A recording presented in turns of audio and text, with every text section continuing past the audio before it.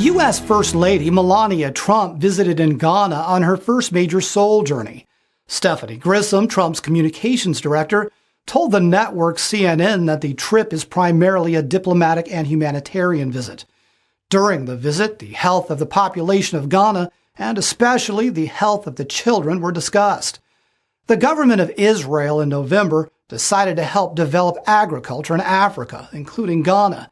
As the representative of the Israeli company Dr. Ramirez Limited, Mr. Gabriel Cavan will be visiting Ghana for the very first time in November of 2018.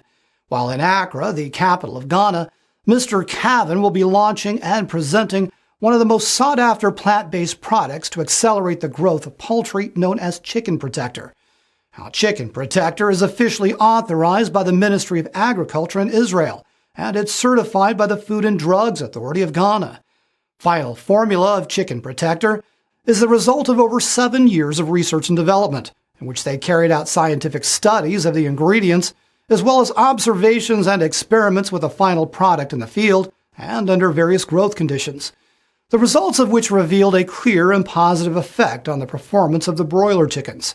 Chicken Protector has affected the poultry in a variety of positive ways, including weight gain, improved food efficiency, reduced mortality, improved immune systems, treating diseases, improving meat quality, and has successfully replaced growth catalysts, antibiotics, and other chemical additions.